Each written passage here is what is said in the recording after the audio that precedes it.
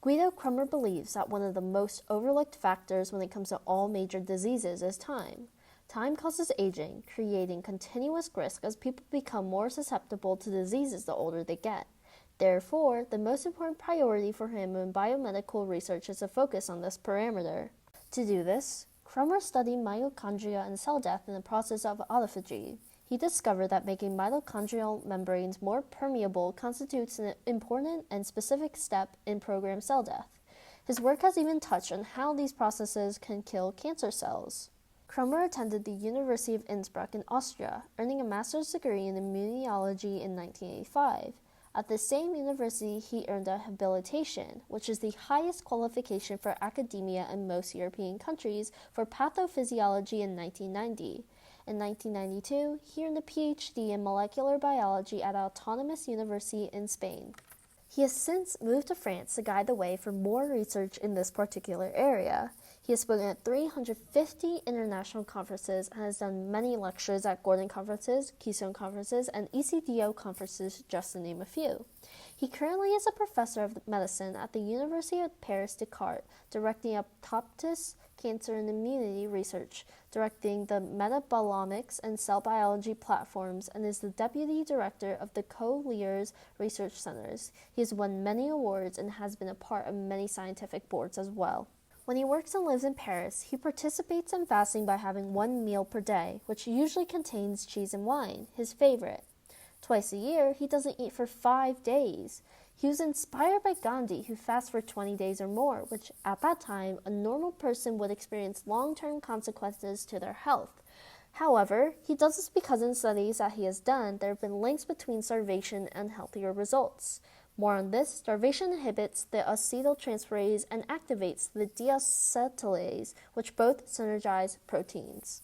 In the study co-authored by Kroemer, it talks about the regulation of autophagy by cytosolic acetyl-coenzyme A.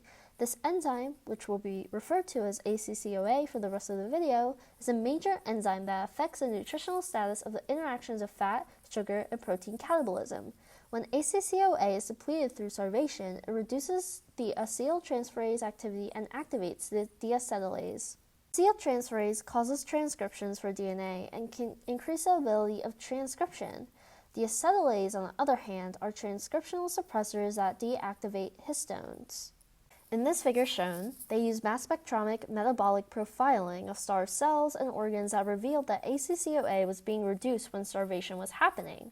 This is seen in the negative 8-fold change of ACCOA, indicating this reduction. Because of this reduction in this figure, we can see that there is a deacetylation reaction which is transferring deacetylase on the proteins in the starved cells. The NF stands for the nutrient-free cells, otherwise the starved cells, and we can see that most of the proteins have a negative 4 change, indicating their depletion. This was detected by the CILAC technology. In this part of the experiment, they use ketoisocaproic acid, which reduces starvation. We can see in this figure that there was an increase in ACCOA levels, in this figure an ATP decrease, and in this figure there's an increase in the acetylation reaction. The acetylation reaction transfers acetyltransferase. And in this figure, the overall autophagy decreased. The same process occurs when using diachloroacetate in these figures. The respective immunoblottings are shown.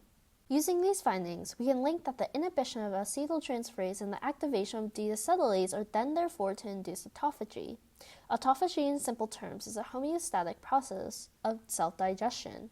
It does this because it was found that autophagy is linked to more beneficial effects in reducing glucose and lipid metabolism, also known as diabetes. Autophagy has also been found to improve the cells in the immune system by decreasing their ability to recognize foreign pathogens such as bacteria, viruses, and cancer cells. It would be really interesting for future studies to see which autophagy stimulators are useful in clinical settings. Kroemer and his work is so fascinating to me because of the topic of cell death and how his work affects his lifestyle. He's able to apply his studies to benefit his life, and I think that's inspiring in a way. Thanks for watching.